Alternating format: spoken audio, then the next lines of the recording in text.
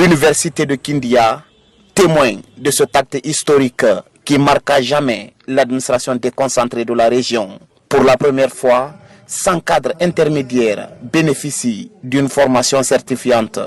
Cette troisième cohorte qui reçoit son certificat devant une pléiade de personnalités dont le ministre secrétaire général à la présidence de la République porte à 500 déjà formés et certifiés à travers le pays. Une grande satisfaction face à cette réussite. Cela montre une belle performance depuis que nous avons démarré le projet le 6 septembre 2024 à Zérékoré. Je constate effectivement qu'au fur et à mesure qu'on avance dans la formation, il y a une maîtrise de la méthode et la façon d'enseigner des formateurs et aussi une maîtrise du contenu et de ce qui est donné par rapport aux auditeurs. Nous sommes satisfaits d'entendre qu'à Kindia, nous avons pu sortir 100%. Ça déjà, c'est une immense joie.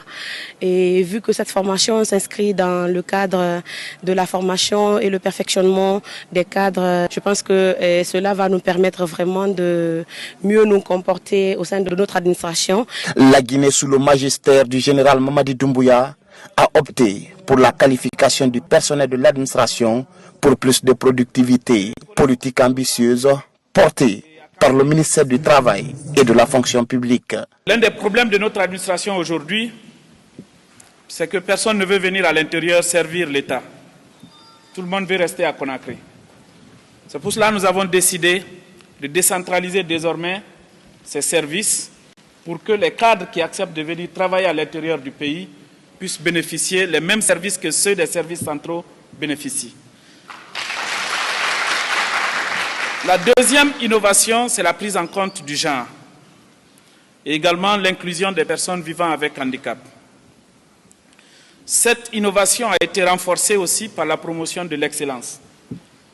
Tous ceux qui sont dans cette salle, ils n'ont pas été cooptés au hasard, ils ont soumis leur dossier, il y a eu des évaluations rigoureuses. C'est à l'issue de cette évaluation que la présélection a été faite.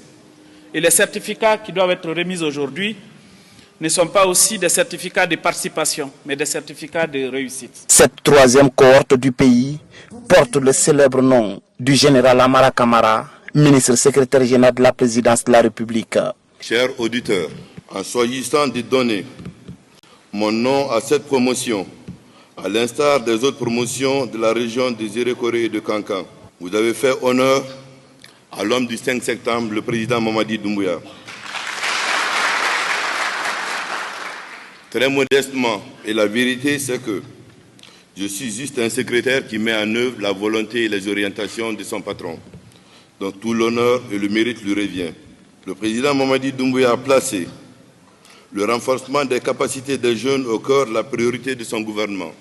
Votre choix, chers auditeurs de la région de Kindia, me rappelle également la responsabilité qui est la mienne en tant que serviteur de l'État, mais aussi l'exigence que nous avons tous, vous et nous, de bâtir une administration publique performante, intègre, tournée vers le développement. Ce vaste programme de formation s'inscrit dans le cadre du projet d'appui au perfectionnement de l'administration publique PAPAP.